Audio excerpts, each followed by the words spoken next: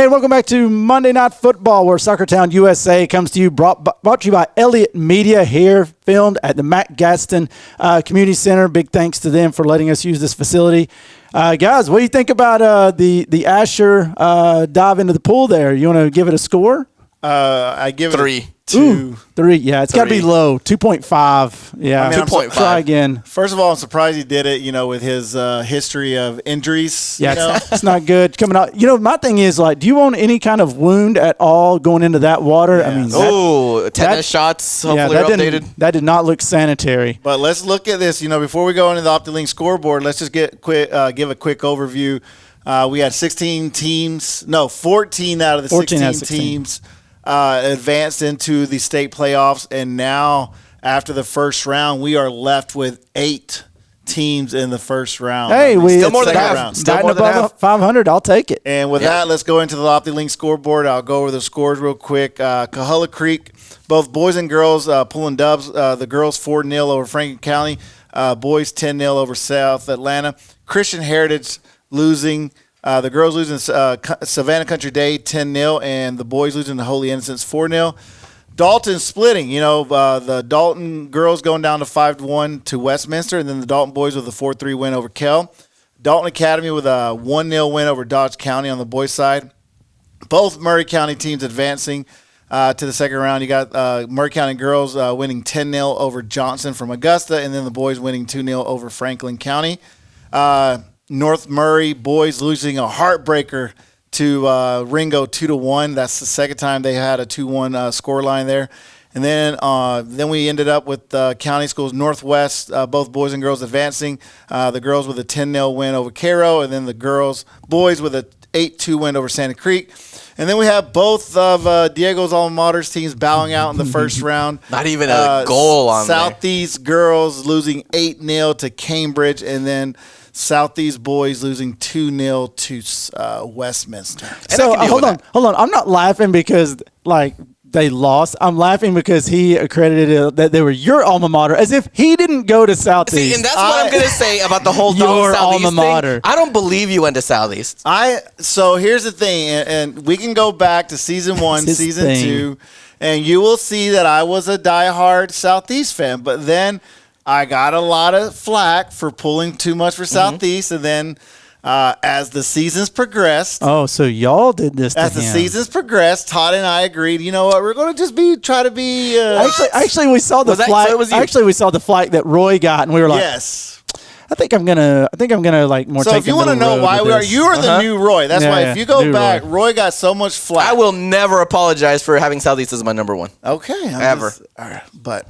With a minute left, guys, what else what is there to talk about? Just say Dalton Academy went to penalties, right? Yes, it did. Hey, and stay tuned. I got that big save. I got it on video coming up. So, yeah, that shocked me. You had Murray County punching above their weight in both of their games. The girls getting a mercy rule. The guys handling business. I didn't have that on my bingo card. That helped me not feel as bad for the Southeast losses, the fact that TDA and Murray County did advance. They have my heart, too. And really quick, just by looking at the teams that advanced, just to be realistically, those are the teams that have been the most consistent throughout the season. And if you look at the teams that bowed out, Southeast girls, Southeast boys, trending up and trending down, they were not consistent throughout the year. So I think it was a reflection and a microcosm of what their season was and then how it ended. But we're getting ready to go to commercial break, and when we come back, Todd has procured another special guest for Monday Night Football.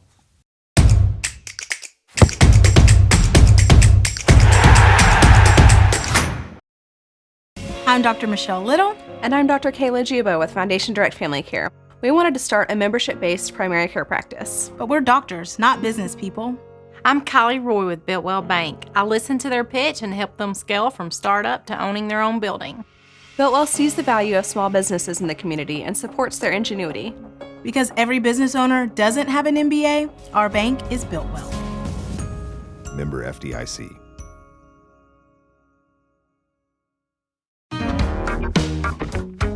Who's up for some football? That's not football. This is football. And Eddie, there's one thing that we all can agree on. That's it. North Georgia is the home for new and pre-owned vehicles. And don't forget accessories, parts, service, and collision needs.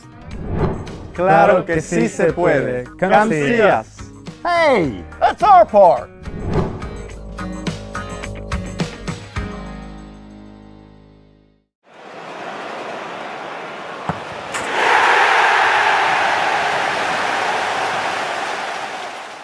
Welcome back to Monday Night Football. We were talking about Todd's skills in bringing in special guests. We have somebody who we hope we'll be seeing a lot of coming in the future. Brand new head coach for Dalton State men's soccer team, Coach Douglas Oliveira. Coach, it is great to see you again. It is great to have you here on the show. Thank you so much for coming.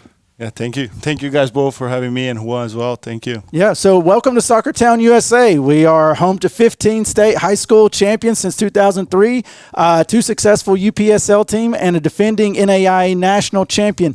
No pressure. Yeah. No pressure. You feel good about coming into this situation? Yeah, it's great. It's, there could be a lot of programs that are not in as good of a place as this. Sure. So Valid. there could always be worse. But yeah, it's exciting. So it's good pressure. Good pressure, yeah. All and right. the guys that are here are motivated to stay Beautiful. and get going again. So that's always good. Good. And so having you here, Coach, I mean, we want to know all about you. We want to know about who you are, what you bring, and just really getting to know the inner workings of your mind. And I guess I'll start off with something simple, something basic, Coach. Where are you from? Tell us about you. Tell us about your family. I would say basic but essential. Yeah. Essential. Yeah. The foundations. Yeah. So I'm originally from Brazil. I came to the United States about 11 years ago now. Went to school here.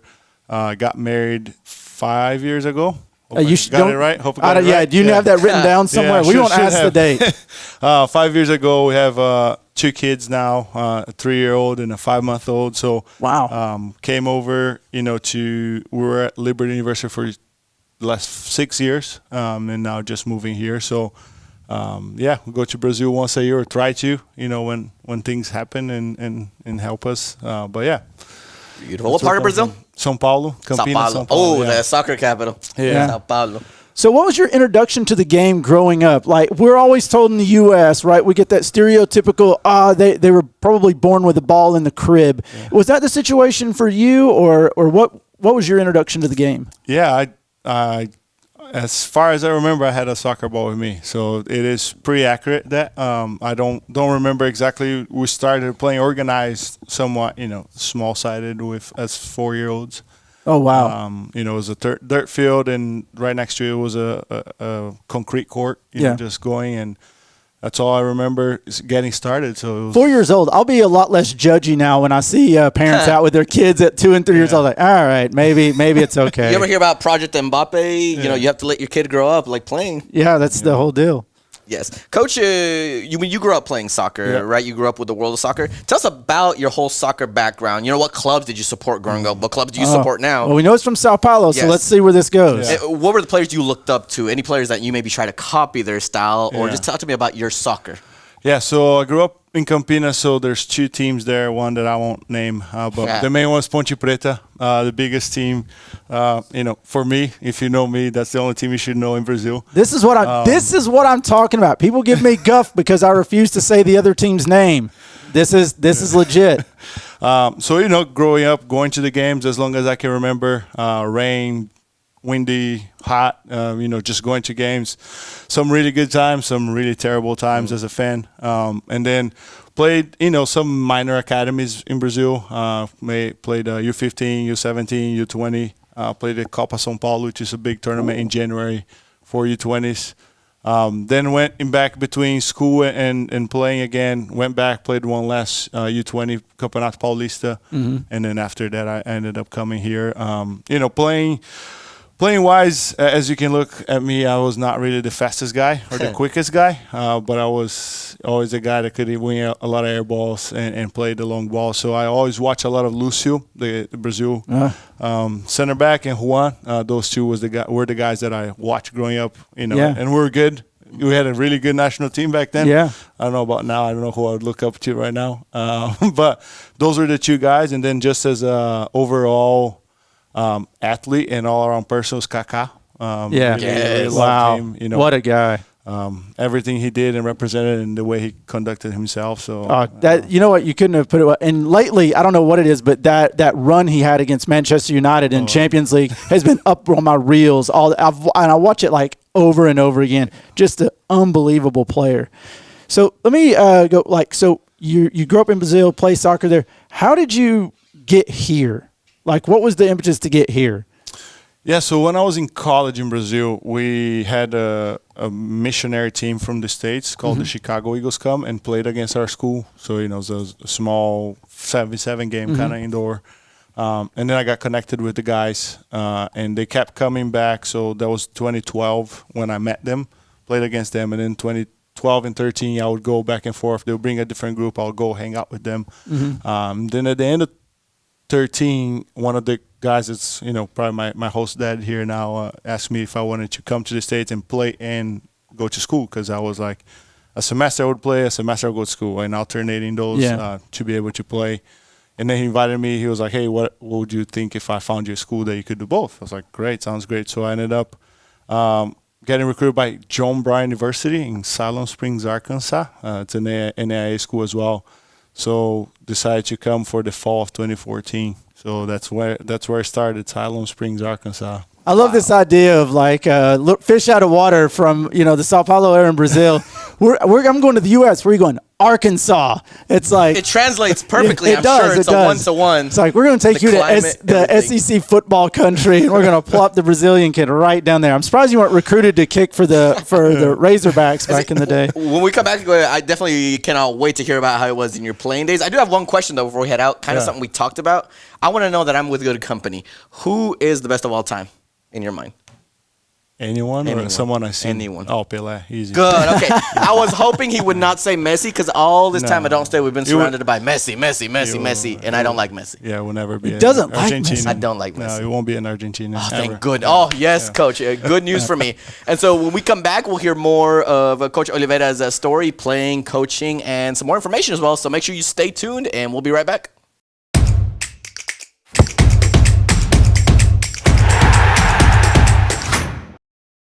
Why should you choose OptiLink Internet?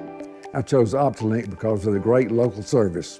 We know computers, and OptiLink knows internet with high-speed symmetrical uploads and downloads. My customers depend on me for safety and security, and I need fast and dependable internet. That's why I chose OptiLink.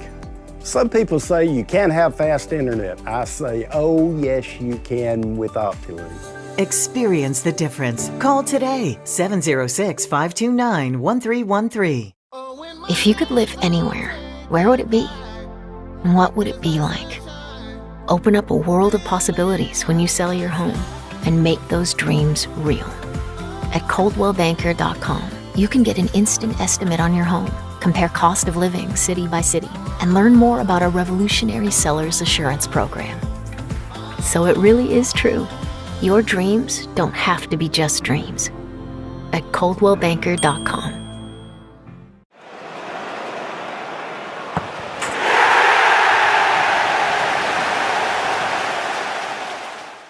Hey, and welcome back to Monday Night Football. We are joined by newly appointed Dalton State coach Douglas Oliveira. Coach Oliveira, we were just getting started on your playing career, and I believe Diego was going to pick us up there. Well, absolutely. So, we're in 2014 now. You're in Arkansas, about to play for NAIA school. What was that like, playing for the NAIA school in Arkansas, and as well as your professional development league playing career? Talk us to your playing days. Mm-hmm. So, Arkansas was interesting because, of course, even though it's a smaller school, they had more resources than we had back home. The field is way nicer, locker rooms, everything that we didn't have access in, even academies back in Brazil. So that was pretty nice.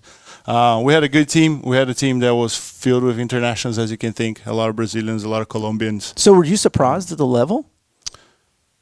I was more surprised at the resources. Yeah, sure. Because, there are fields we played back home that grass was a luxury. So, every field here was grass. Everything is lined up. Everything is, pretty clean. And so we had a good team. We, faded away every end of the season. That was just recurring. So in the summers, I played for the Charlotte Eagles in the PDL. After my freshman year, I ended up not going because I broke my arm the last spring game right before the summer. So after that, every summer I went back. And after my sophomore year at John Bryan, I transferred to Indiana Wesleyan in Marion, Indiana. And I had to sit out for that fall of 2016. So when I came back, I'm training with the team, but I'm not allowed to play in 16. So in 17, I was like, I'm playing every minute moving forward. It was one of those personal decisions that you make, and you're like, I'm going to stick with whatever it is. So I was on a schedule, wake up at the same time, eat the same thing, work out 3 times a day, and all that stuff. So when I went back to the Eagles in 2017, we had a really good team filled with NAIA and international players. We ended up winning the national championship that year. Wow. So that was cool. I think I can relate to a lot to the guys that are here, returning in that matter. Finished playing at Indiana Wesleyan and at the Eagles. I came back one more summer. So I had that feeling as a player of defending a national championship. It did not end well for us. We did not do a great job at that. So I hope to get a better shot as a coach. And then I came to Liberty. To get my master's, honestly, and I knew I wanted to stay in the game and coaching. Oh, so you knew the whole time you wanted to go into coaching. That was the long-term plan? Yeah, I've told people if soccer was removed from my life, I don't know what I'll be doing right now. Every major I have done, every concentration, every course, everything has led to soccer coaching. So that was a big thing.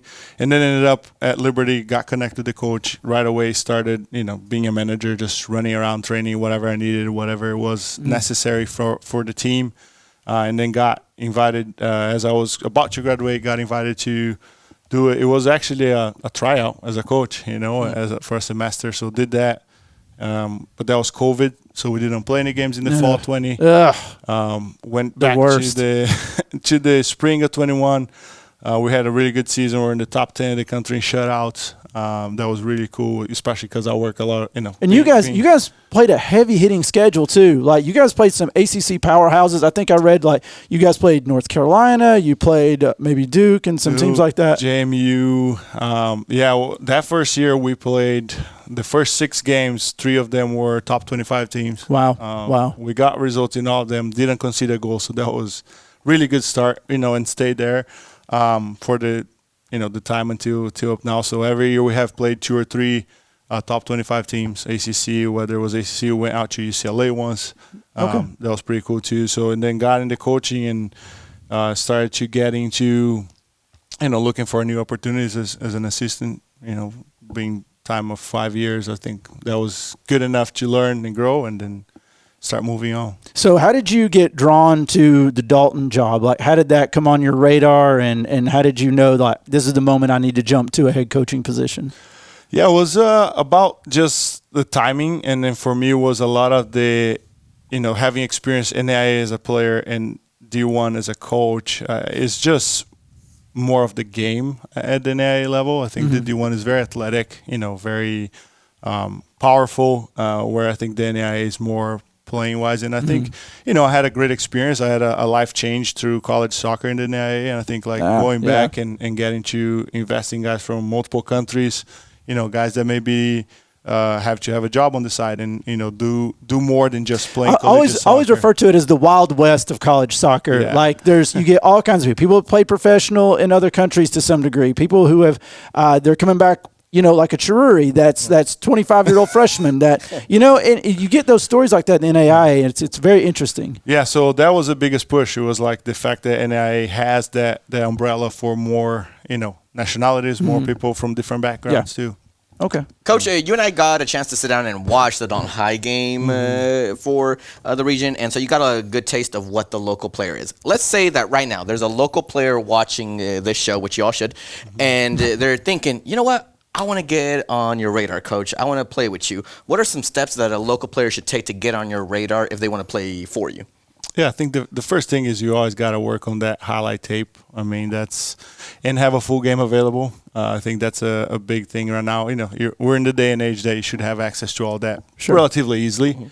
So I think that is a big thing. And then reaching out, I think emailing, schedule, information about yourself. I think a lot of times guys will send, hey coach, I want to play for you. Great. Like, what's your name? What position are you? Why you're graduating? So things like that, because if a guy gets on the front end as a junior or a sophomore, you know what you're looking for, and that guy, goes through a recruiting board. But when they reach out last minute, it's a little bit hard because you may be done for that position. You may be done for, that class. So I think like for them being proactive and knowing that, it's a process of getting recruited. It's not a overnight process. It's pretty lengthy most of the time. Coach, I know we have a few seconds left. Just really, really quick. So far, what have you thought about your time here at Dalton?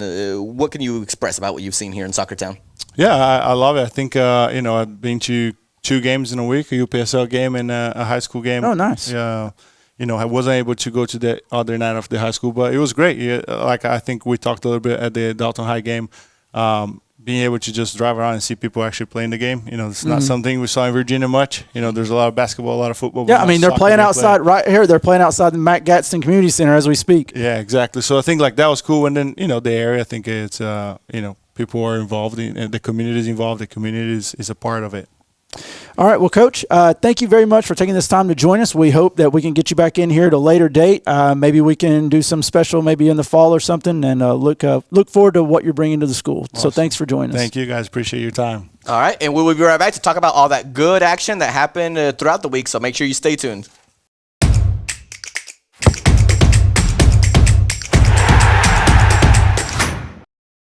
Here's 2 of the nicest guys in the car business.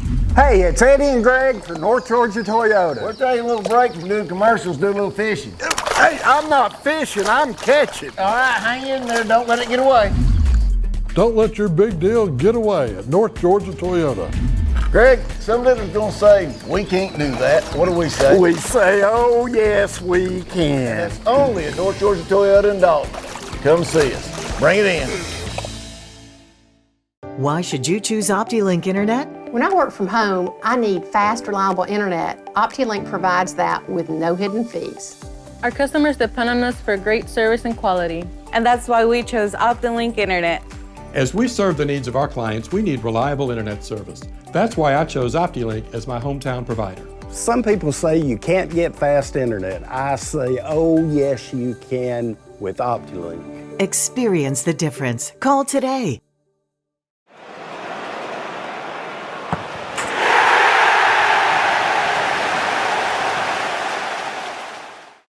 And welcome back to Monday Night Football. Thank you all for bringing, Todd and everybody for bringing in Douglas Oliveros, the new more men's space here, right? Look at all this air.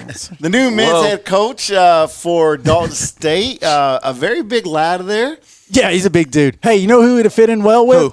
He'd have fit in well with that back line at Christian Heritage a couple of years ago. Yes, when they won the state title. He would have been. Land of Giants. He would have been in there, and a man of soccer culture, too. Yeah. And it looks like he's ready to get involved in the community. Obviously, it looks like he's still being transit between here and Virginia. Yep. So once he's here, he looks like he's got a lot of great ideas. So I'm impressed. I'm impressed. I think he's going to do really well, and I think we give him, this community comes around him. I think it's going to be, and that program is going to be great. No, I'm excited for the future for sure. So, all right, man. Well, we just wrap it up with Dalton State. Now let's just go ahead and segue into the new segment called Dalton High Soccer. So before we get into this, and Diego, there's not a there's not an email, but you know what? Diego has. Go ahead. He has attended way more Dalton games by far than Southeast games, and this is a guy up until this year that never really attended a Dalton High game. Never, unless couldn't it was catch a Southeast me dead. game. Couldn't catch me so dead. Diego, Dalton what game. has brought you over to the dark side a little bit to go watch more Dalton High games than Southeast games? One, I'm glad you called it the dark side, acknowledging it, but 2. I will never forget that first time when I went to watch them in the scrimmage against Northwest, both the girls and the guys. Both the girls and the guys, it's pretty much the same answer for both of them. Seeing the personality and attitude mixed with the actual technical skill of going far, I mean, my goodness, it felt like they reeled me in. Like, I'm a Southeast alumni proud, but I'm also a Dalton resident. I'm someone who considers Dalton a home, a true home, even though I'm from Michoacan. And so they played that game, even though it was a scrimmage, like they were representing Dalton. And I love that. And then I went to watch again and again. And every single time I watched them, I fell in love with what I was seeing. So I guess the playing made me fall in love, but the attitude did as well. All right. So gross. Dalton is gaining a new fan. He is taking over Roy Alvarez. Southeast hasn't lost anything. Southeast will forever be my number one. But, I mean, Dalton deserves all the plaudits here. But with that, let's go ahead and roll in. So we started the week off with Dalton girls playing Westminster. By now, everyone knows Westminster came out on top 5-1. Now, keep in mind, you guys were at the game. The game at half was 1-0. But from my point of view, Diego, when I got there early. I actually got there early, like 15, 20 minutes while they were warming up.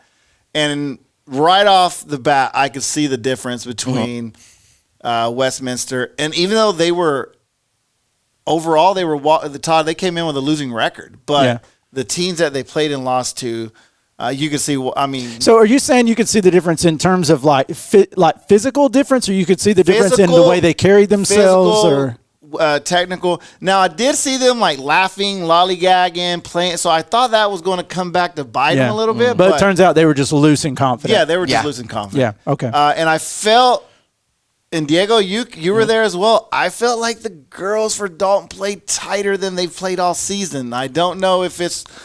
One of you guys told me in a text, you said it seemed like they were playing the players and not playing the ball. They were playing a lot and they were losing a lot of the 50-50. Like they weren't being aggressive. Yeah, but we knew they couldn't do that. Yeah, and we knew. And like I said, and Dalton has had a bad run.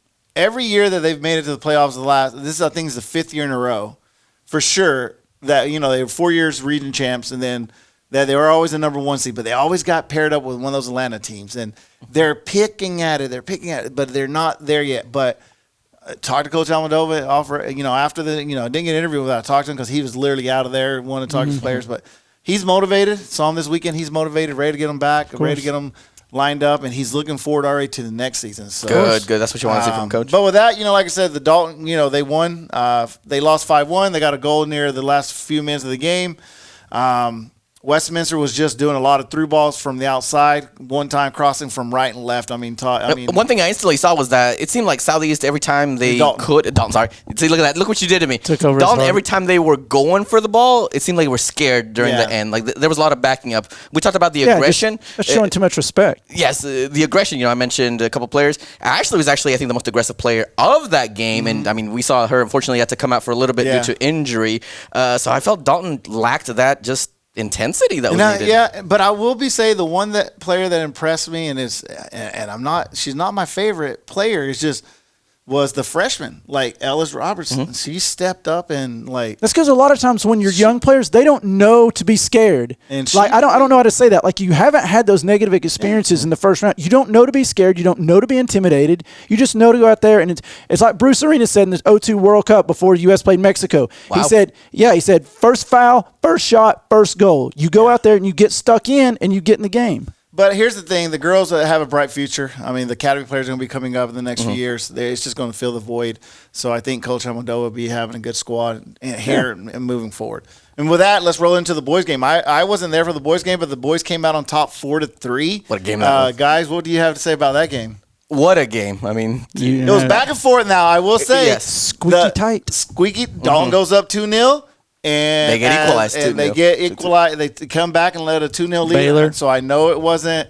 I know Chiefs probably wasn't happy about essence of Baylor, right? Got up 2, came back 2-2, and now you're in a dogfight. You're where you don't want to be. You want to be putting that game to bed, and now you're in the middle of a dogfight, and you're having to. Now it's all of a sudden it's survive and advance, and It's a tough situation. Hats off to Kel. Zeke Navas said it. They kept themselves in the game. They put them in the position to win.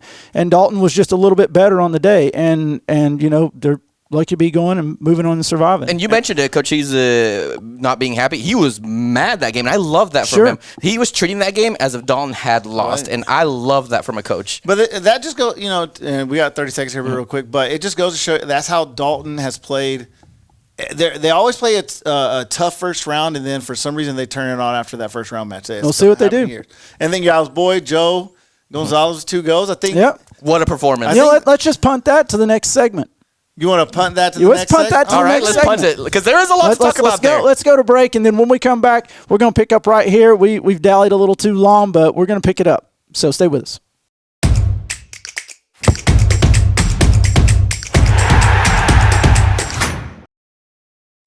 If you could live anywhere, where would it be? And what would it be like? Open up a world of possibilities when you sell your home and make those dreams real. At ColdwellBanker.com, you can get an instant estimate on your home, compare cost of living city by city, and learn more about our revolutionary seller's assurance program. So it really is true. Your dreams don't have to be just dreams. At ColdwellBanker.com. Discover what a strong, locally owned community bank can do for you. I'm Tyler Hudson of Shankly Elite Training in Dalton, Georgia. We train a huge number of the region's aspiring soccer players. I moved my business and personal banking to Builtwell 2 years ago. It's important for me to work with a community bank where I know them and they know me. Because they make things easy for me, my bank is Builtwell. Member FDIC.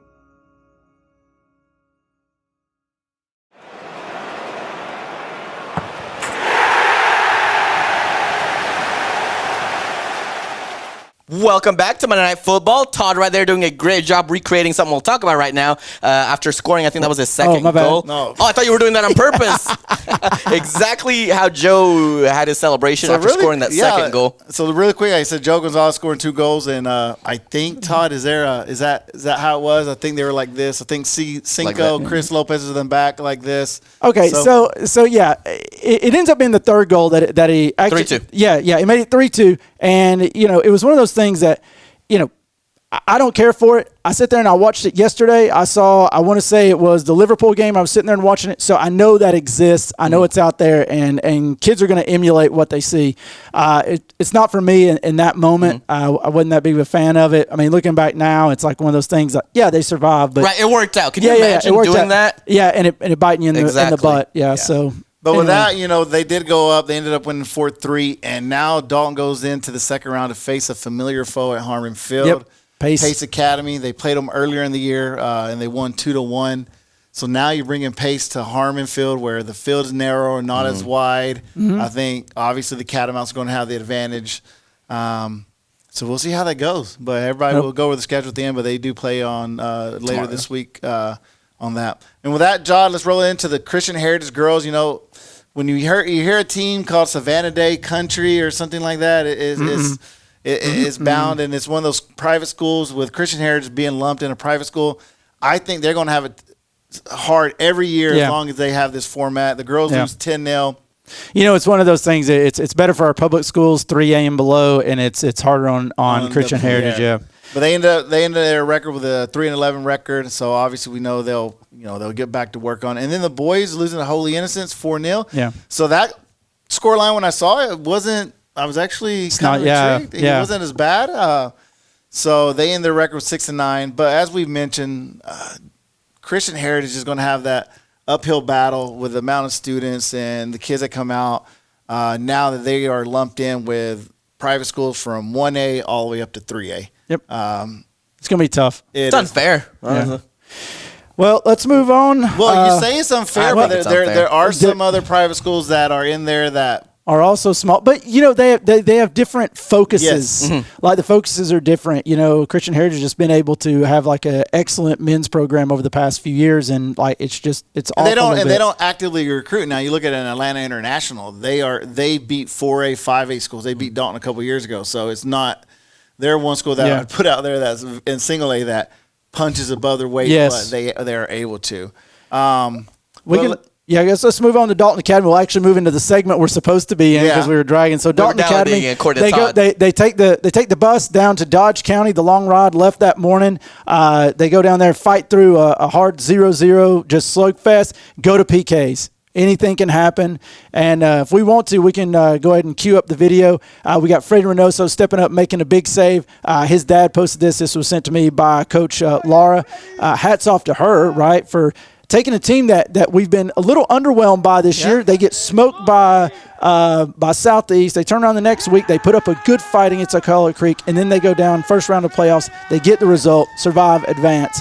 And a big shout-out to Freddie Reynoso for stepping up and making that PK, and that sent it to 5-4, and that set the Pumas on through to the round of 16.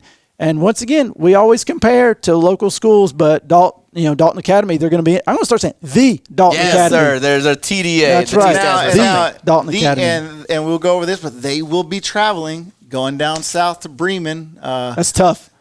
Which I still haven't figured out yet because Bremen was in 3A last year. How did you drop from 3A to 1? Huh.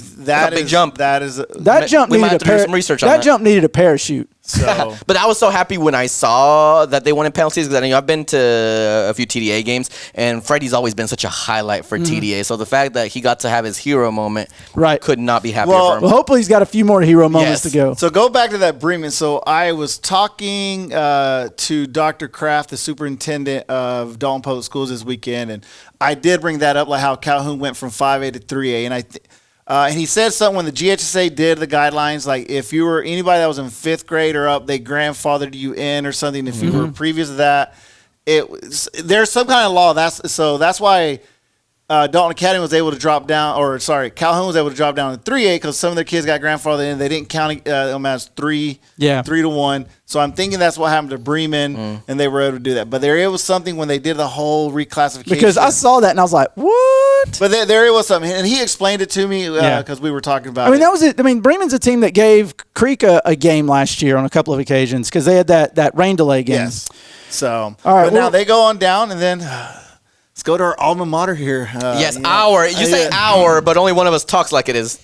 You know, let's really quick, girls. When the schedule came out and I saw that they were playing Cambridge, I knew that was going to be an uphill battle from the beginning, especially the way their seasons ended. Todd, you have on here, they win 5 straight losses to end the season. Yeah. And that's been their MO the last few years. They either go on a winning streak and then they come on a losing streak. The Leslie Alanisa's senior year, remember, they won and then they came back. Tailed off. They tailed off the year after. So it's kind of I don't know if it's had to do with their schedule or just their form, but And then they ended the season on 9-8, and then the Southeast boys losing to Westminster 2-0.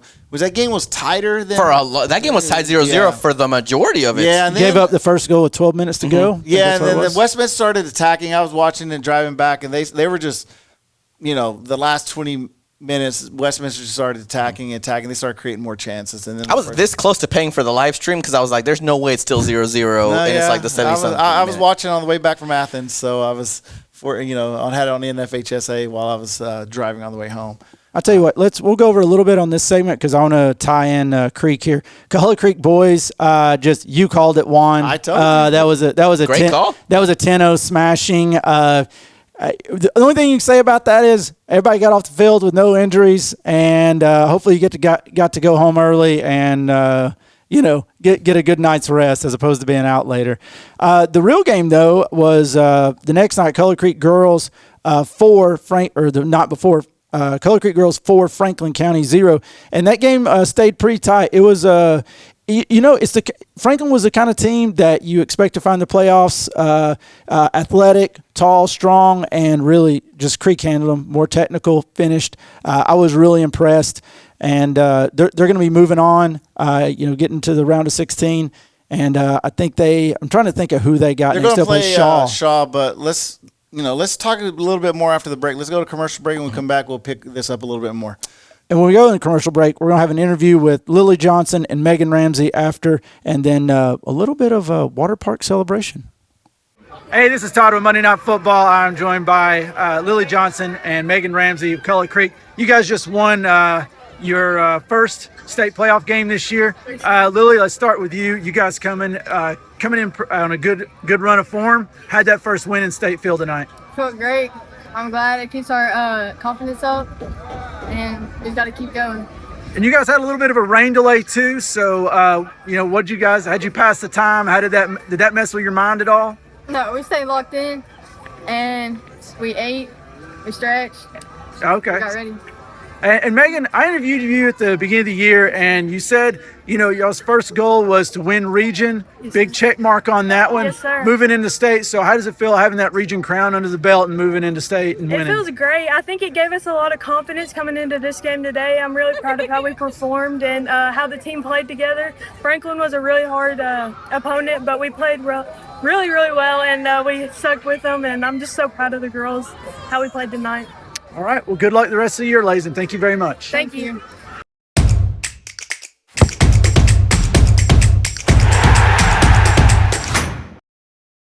I'm Dr. Michelle Little. And I'm Dr. Kayla Gibo with Foundation Direct Family Care. We wanted to start a membership-based primary care practice. But we're doctors, not business people. I'm Kylie Roy with Biltwell Bank. I listen to their pitch and help them scale from startup to owning their own building.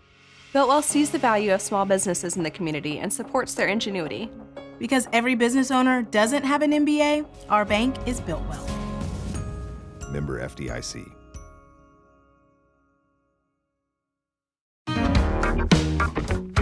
Who's up for some football? That's not football. This is football.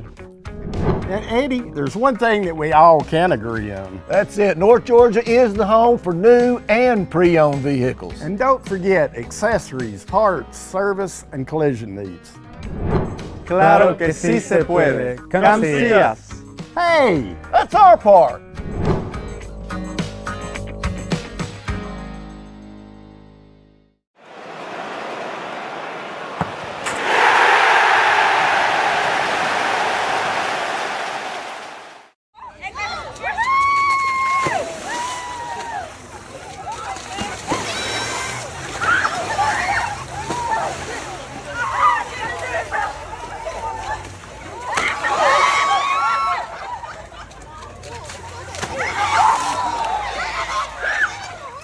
Hey, welcome back to Monday Night Football. I came in off those interviews, and I got over to the side of the field for Coahulla Creek, and I'm like, "What's all this about?" And I just see splash, and I'm like, "Oh, they're doing cellies in the cesspool water." Now, I will say the ice bucket challenge is coming back, so I don't know if that's related to that. A lot of people a lot of water on them recently.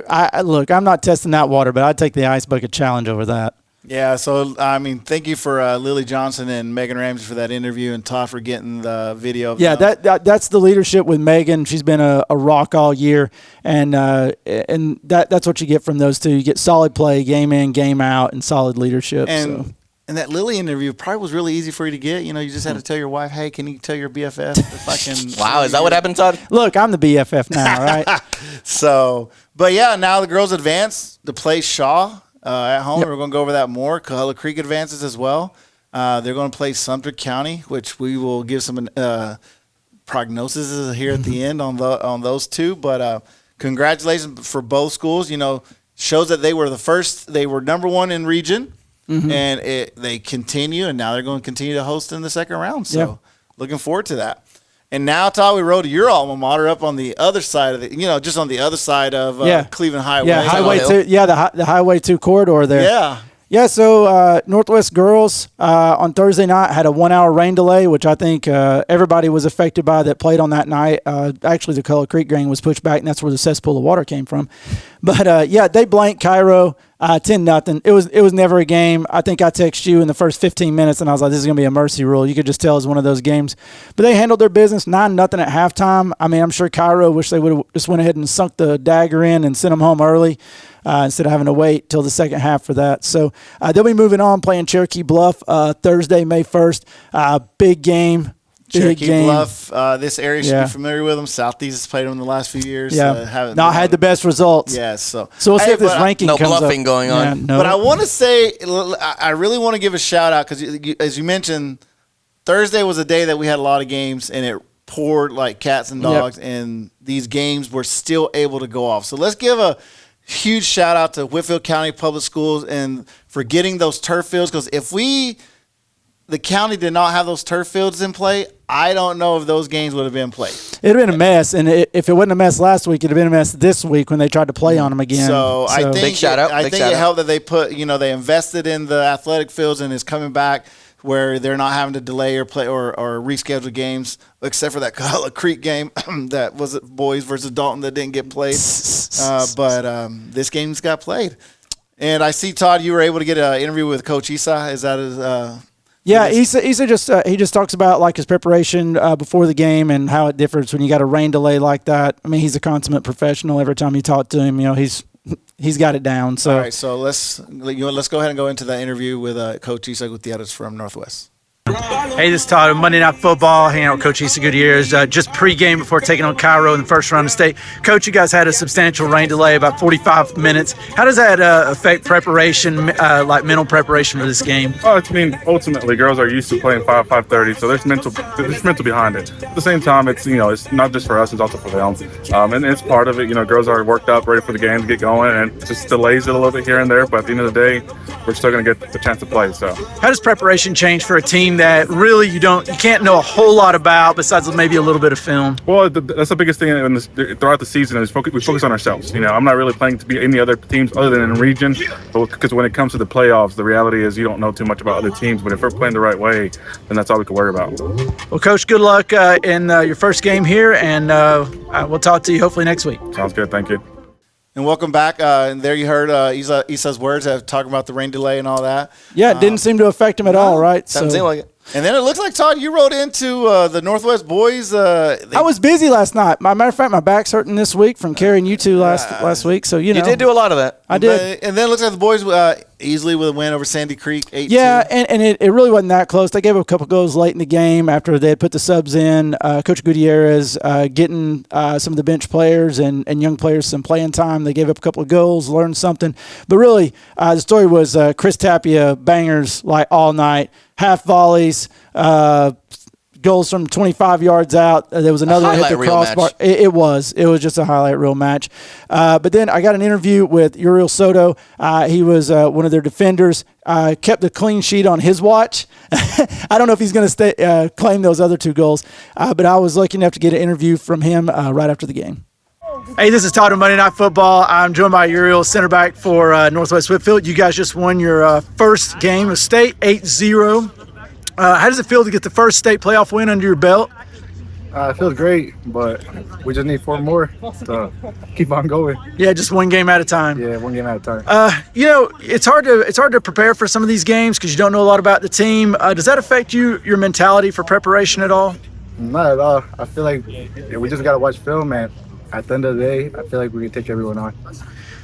You guys were leading 8-0 with about 15 minutes left. You let in a couple of goals. I know that as a central defender and, you got that clean sheet going, I know that's hard to give up. How does that make you feel going forward? You kind of see that slip away. Well, at the end of the game, we just got to limit the mistakes we make because some of those goals can be crucial if it's a close game. And you had some young players in there, some guys that don't get a lot of playing time at the end of the game. Is that a good learning experience for them to be in like a situation, where it's full speed in an important game? Yeah, I like that we're giving them chances to play because next year we're going to need them. Absolutely. Well, congratulations. Enjoy the win. Enjoy your weekend. Yeah, thank you. And big thank you to Uriel for that interview. And thank you to the Northwest team for not coming behind me and making faces like you normally do. So I appreciate that. You guys are stepping up, and I appreciate it. So was there a crowd there to watch them or not? There was more of a crowd than there was previously. Okay. Not bad. And once again, you always feel bad for those traveling guys to come up and get 10 dropped on you and drive back home. All right. So now, as we've discussed that, let's roll to the other side of the Conasauga River and go into Murray County.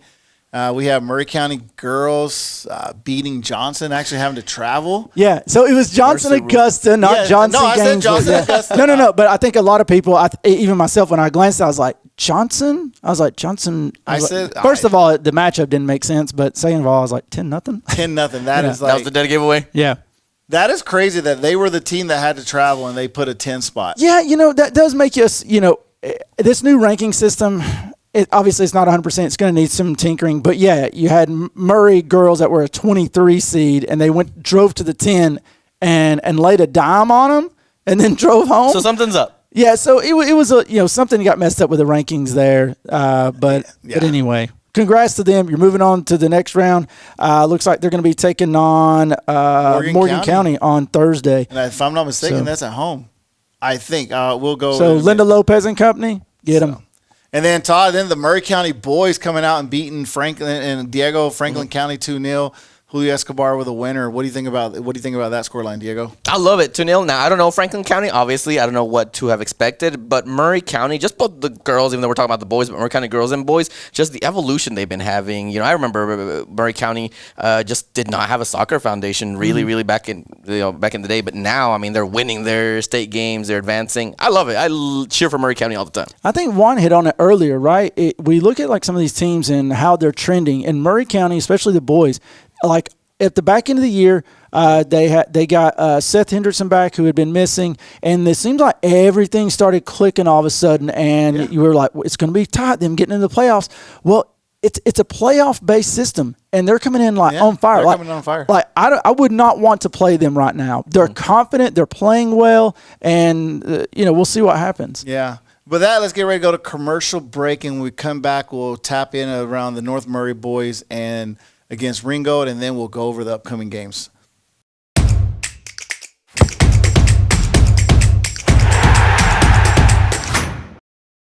Why should you choose OptiLink Internet? I chose OptiLink because of the great local service. We know computers, and OptiLink knows internet with high-speed symmetrical uploads and downloads. My customers depend on me for safety and security, and I need fast and dependable internet. That's why I chose OptiLink. Some people say you can't have fast internet. I say, oh, yes, you can with OptiLink. Experience the difference. Call today, 706-529-1313. If you could live anywhere, where would it be? And what would it be like? Open up a world of possibilities when you sell your home and make those dreams real.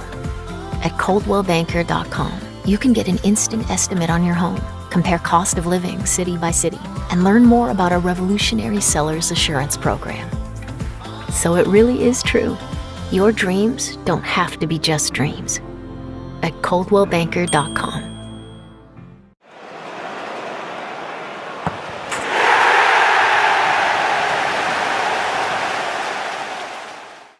And welcome back to Monday Night Football. And as we mentioned, we were coming back to talk about the North Murray because, oh, man, they lost a heartbreaker to Ringgold. I think 5 seconds left in the game. Yeah. And shout out to Drew Weber, a good friend of mine. He was a good friend in high school. I hadn't seen him in a while, but his son. Not been that long. Yeah. His son popped in that goal from midfield with time expiring to win that game. So you went to school with Drew? Okay. Yeah. So I went to school with Drew's dad, and so what's funny is that's the second time he's done that this year. He's had a free kick goal from midfield.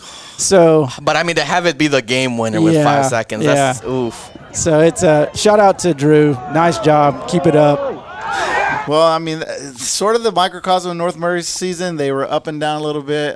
They trended more down at the end. Yeah, and that was the second time they had kind of lost a slim game to Ringgold. So, but look, hey, they had a great season. They were able to make it the first round of the playoffs. So let's look forward to see what they were able to come young back team with over there, year, so. And they had some injuries. And really quick, so now we're going to go into the OptiLink schedule for this week. The 8 remaining games that we have, 5 boys, 3 girls. Really quick, starts off on Wednesday, Dalton versus Pace Academy here at Harmon Field. Then on Thursday, you have 3 matchups, Northwest versus Cherokee Bluff, Coahulla Creek versus Shaw, Murray County at Morgan County. All those are girls matchups. And then on Friday, 4 matchups, all boys games, Dalton Academy going down to Bremen, Coahulla Creek hosting Sumter County, Northwest hosting Jenkins, and then Murray County versus Jordan Vocational or Institution or something. Yes. Like that. So really quick, guys, we got a little over 2 minutes. Yeah, is that Jordan Vocational game? Is that home or away? It's a home game. So okay, so we got 3 games on Friday night at home. Okay, so we got Coahulla Creek, Northwest, spread out, boys. Friday, which will be assigned. And then really quick, Dalton versus Pace. Where do you see that going? Dalton. They're gonna watch some tape, learn from their mistakes in the first game against them, and they'll get it done. All right. What about Northwest versus Cherokee Bluff? Northwest. I'm never gonna. I'm a little iffy on this one. Put it right now. It's just hard because we know the pedigree of Cherokee Bluff. And we know the history. But look, if Northwest plays and Coach Issa has them coached up, I think they can. If it's a tight game, I think they can pull it out. Northwest will call Cherokee's bluff. Okay. All right. What about Coahulla Creek girls versus Shaw? Creek girls get it done. Yeah, I think so too. I don't know why. I just think Shaw they is do. more. If I'm not mistaken, if this is Shaw from Atlanta, I think they're more Yep. of a basketball, football school. I don't know too much about the soccer, so I'm I don't going with either. you. Murray County going to Morgan County. Now we know Morgan County's pedigree on the boys' side. Now Yeah. does that match up on the girls' side? And the answer is who knows. They pulled an upset, so it's kind of interesting. They might be getting a lower seed than what you might expect. So we'll see how this goes. And Dalton Academy versus Bremen. It's actually the game I'm most excited for, believe it or not, this week. Since I know Bremen's sandbagging, I'm going to go with Bremen. I don't know, man. Prove us wrong. I mean, Dalton Academy season. And then Color Creek Sumter, I'm calling that a mercy rule. I'm calling it now. Oh, there you go. Another one. There's Juan's Sumter mercy County. rule of the day. Yeah. I mean, it's Sumter County. It's from down south. Let's be real. Northwest versus Jenkins. Northwest. And then Murray County versus Jordan Institutional or Jordan Vocational. Look, you get them out. You get them out to Murray County, and you let them have it. All right, you're my boys. Like I'm riding this train to the end. I love that's the energy I want. I'm going with Murray County because Jordan. That's the Vocational, story I want to believe in this year. Hey, but with that, we're going to wrap this up edition of Monday Night Football, and hopefully see you all next week.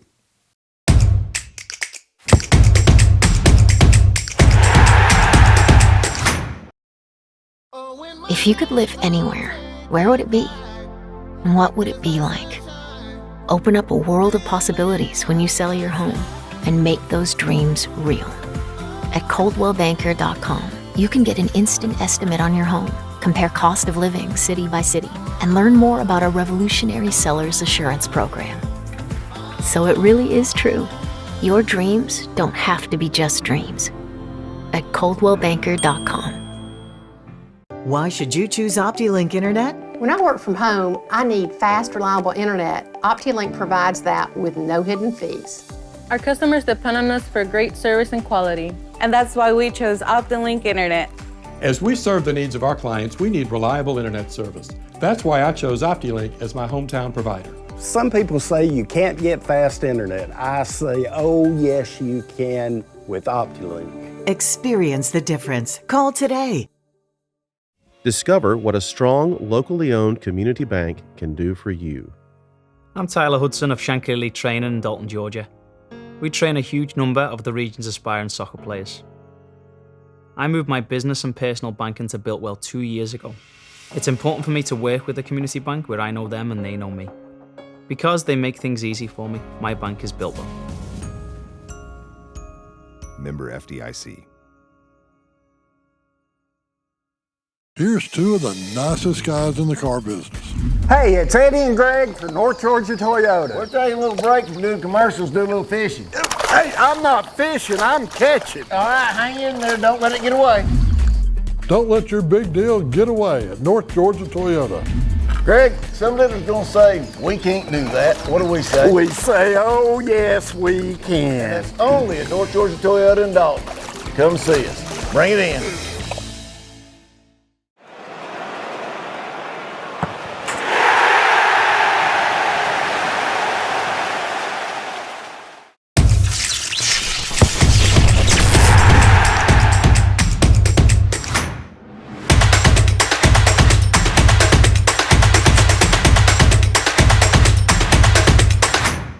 To advertise your business on TV, contact Elliott Media at 706-529-4237.